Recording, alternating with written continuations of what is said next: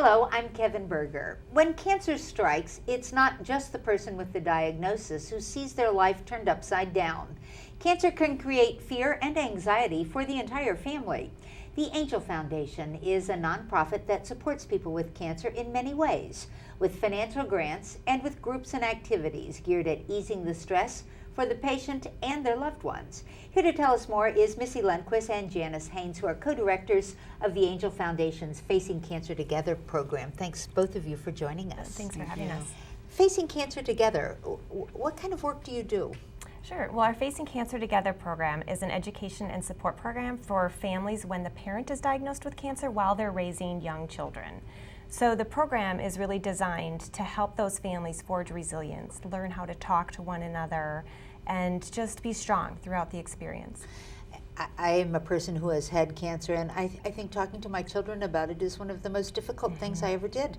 There's so much uncertainty. You want to reassure them. What kind of advice do parents seek, and what do you tell them in terms of how honest can we be? Yeah, it is such a gut instinct as a parent to protect your child, and one of the first things we think of as parents is we want to remove all obstacles from our children's lives, and we can't do that, and we can't take the cancer away. So what we help parents learn how to do is talk openly and honestly in an age-appropriate way with their children about every aspect of the cancer experience, including the treatment, the diagnosis, and even the prognosis, which is often the most difficult conversation, especially when a parent is diagnosed with a very aggressive or advanced disease. Then their urge to protect their children often takes the form of not telling them the details, and the kids often want to protect the parent by not asking the hard questions.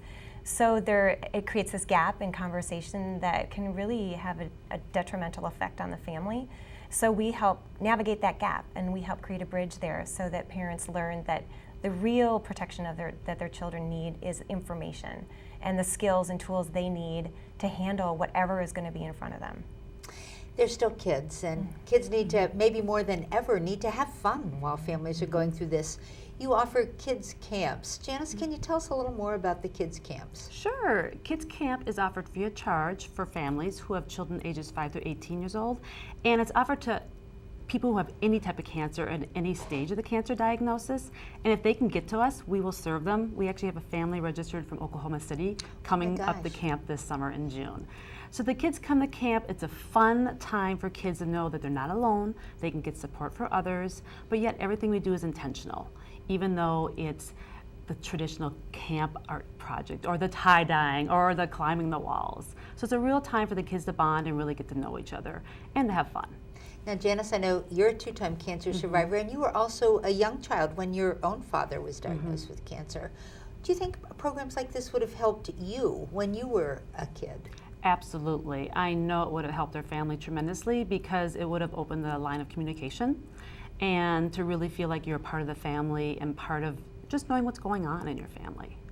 Have you heard from families that have been involved in these programs about the impact of what you've done? Yes, for years later, there's a very lasting impact. For many of the families, the parents will say, it changed my child. It strengthened them. They talked more openly and honestly in the family, and it just reduced a barrier. And we've also done a study from an external evaluation that showed the long-term impacts of the cancer, the summer kids camp in particular.